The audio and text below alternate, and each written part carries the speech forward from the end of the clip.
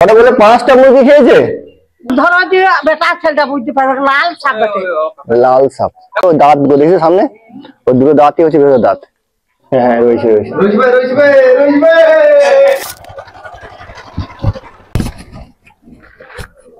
আচ্ছা কোন দিকে? আচ্ছা এই বাড়িটা কার? পিসির। একা থাকে নাকি ও? ওই সাপটা দেখতে পেয়েছেন আজকে? কি সাপ ছিল? ঝুড়ির ভিতরে গাম লেটা ছিল। হ্যাঁ এই মুরগিটা বসিয়েছিল ছা নিয়ে রেখে, এবারে বিয়ন বেলায় আমি মুরগি ছাড়তে গেছি সাপ গো নিয়ে সাপটা দেখে সাপ তার কে কদাই কে আর কে দেখি নিয়ে এলু সাপটা সর সরে নেমে দেখো এইটা গুড়াকে চেয়ে গেল। ঠিক আছে, তাহলে সাপ আজকে দেখেছি সকালবেলা? আজকে সকালে। সাপটা কি সাপ চিনতে পেরেছো? সাপটা ধরো যে বেটা ছেলেটা বুঝতে পারবে লাল সাপ বটে। লাল সাপ। এটা হচ্ছে মুরগি ঘর তাই তো? এখানে মুরগি থাকে? মুরগি মুরগির। তো দেখতে পাচ্ছেন একটা বড় সাইজের মুরগির ঘর, যেখানে আসবাবপত্র প্লাস মুরগিও থাকে। তো দেখেছি আমাদের কাকিমা সকাল সকাল মুরগি দেখতে গিয়ে, তো বুঝতে পারছেন ভয়, সাপ মানে মানুষের মনে ভয় আছে, আতঙ্ক তো বলার কিছু নেই। তো সেই আতঙ্কে আমাকে ফোন করেছে, তো আমি এসছি আপাতত। আমাকে ফোন করেছে বোনাস, আমি ইয়ে আনতে যাচ্ছিলাম সেই সাপের ওষুধ আনতে যাই না, তেমন আমি বলি না ওকে আমি সাপ তাকে ফোন লাগাই। ঠিক আছে এবার আমি সাপ দেখা দিচ্ছি, একদম একটু শান্ত হয়ে থাকো, দেখাচ্ছি।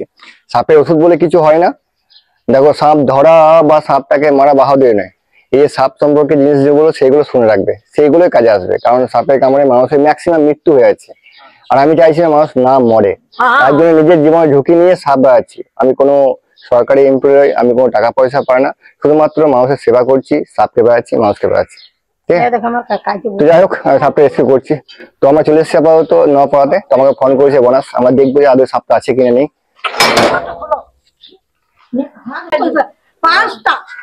5টা মুরগি ছাকিয়েছে। রোজ বেরিয়ে গেছেন সেই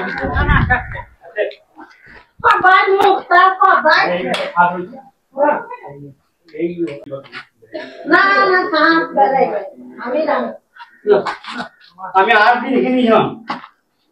যাই হোক দেখছি, এবার 2-1 জন এসো আমার সঙ্গে, কারণ এই জিনিসপত্রগুলো বার করতে হবে, না বার করলে কিন্তু খুঁজে পাওয়া যাবে না।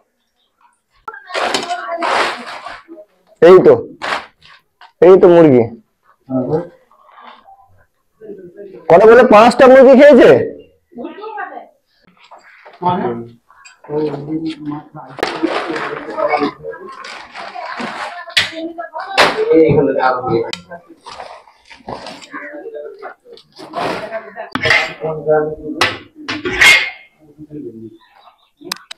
ধরো এদিকে হেল্প করো, চাপ নেই।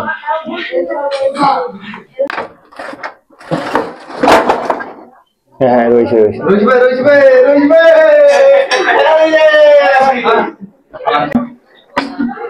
অনেকগুলো ডিমই তো খেয়েছে মনে হচ্ছে।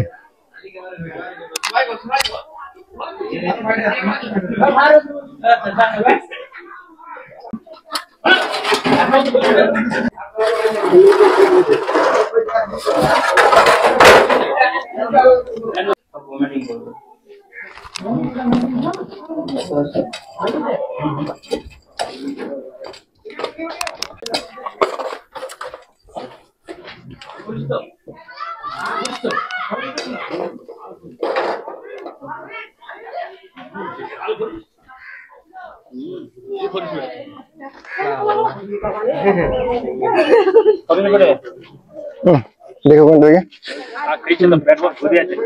এগুলো ডিম খেয়েছে, ডিম খেয়েছে মনে হচ্ছে। দেখি মুরগিগুলো মেরে গেলে ক্যামেরা করলে কোথায়?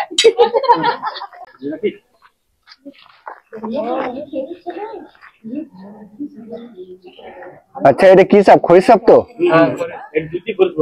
দুধে খরিশ। তো যাই হোক ভালো নাম হচ্ছে গোখরো সাপ।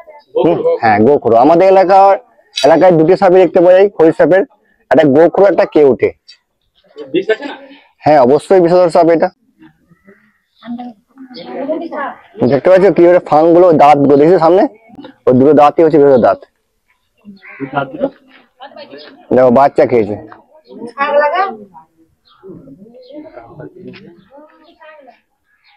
দুখানা ছাকেছে।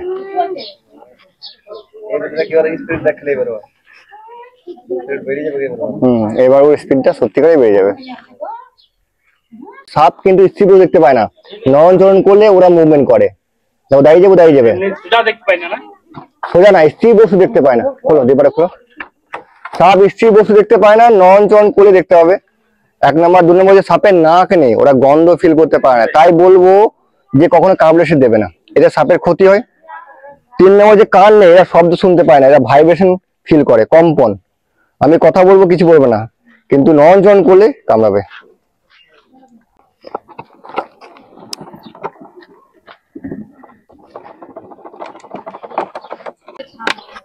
যাক, 2খানা এখানে খেয়েছে। আগে কটা বাচ্চা খেয়েছে? 2 খাইয়ে নিয়েছে। আর একটা তো ওখানে পড়ে রয়েছে, একটা তো ওখানে রয়েছে। মোরা ফেলি দিয়ে আসবে। ও মানে 4-5টা খেয়েছে, তাই তো? বাচ্চা মাঠও খেয়ে নিয়েছে, মারা গেছে। হ্যাঁ, মাটাই খেতে পারবে না, মাটাকে হয়তো কামড়ে দিয়েছে, যার জন্য মারা গেছে। ঠিক আছে, হ্যাঁ ও ডেট হয়ে গেছে। পোস্টমর্টমে নিয়ে যেতে হবে। একদম। যাই হোক, ওই যে মারা গেছে সেটা কিন্তু কেউ খাবে না। আর 2 নম্বর হচ্ছে আর 2 নম্বর হচ্ছে ওটাকে মাটিতে সবসময় পুঁতবে, কখনো ফাঁকাতে ফেল দিও না। তো যাই হোক, বলে রাখি, দেখো এই যে বলছো আশেপাশে সাপ তো প্রায় জায়গাতে আছে, সবারই ঘরে আছে, আশেপাশেও আছে। আমাদের উচিত সাবধান থাকা, সতর্ক থাকা। সাপ বের হলে ফরেস্ট অফিসে ফোন করা অথবা আমাদের রেস্কিউকে ফোন করা, আমরা আসবো, সাপটাকে নিয়ে চলে যাবো, নিয়ে জঙ্গলে গিয়ে ছেড়ে দেবো। দেখো, সাপকে খুঁজে বা মন্ত্র দিয়ে বা গন্ধ সঙ্গে বের করা যায় না, এগুলো সাপুরেদের কাজ। সাপুরেরা ভুলভাল বুঝিয়ে, ভয় দেখিয়ে টাকা নিয়ে ঘর চলে যায়, তাই তো? ওদের এটাই কাজ। তো যাই হোক, এটাকে বলে খরিশ সাপ। শুনে রাখো, দেখো বর্ষাকালে প্রায় দিনই সাপের কামড় হচ্ছে, অনেক ফোন আসছে, তো শুনে রাখো এই সাপটাকে খরিশ সাপ বলে। ভালো নাম হচ্ছে গোখরো, ইংরেজিতে বলে স্পেকটেল কোবরা। নাম জেনে লাভ নেই, যে সাপই কামড়াক সরাসরি হাসপাতাল যাবে। তোমার আগে প্রত্যেকটা হাসপাতাল, সরকারি হাসপাতালে এভিএস থাকে, যেটা সাপের একমাত্র ওষুধ। ক্লিয়ার?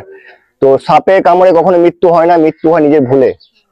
কি হয়ে যায়? ভয়ে, আতঙ্কে হার্ট ফেল হয়ে যায়, অথবা ওঝাগুনি বান্দাবান্দি কাটাকাটি করতে গিয়ে দেরি করে দেয়, যার কারণে মৃত্যু হয়। তাই দোষটা আমাদের নিজের।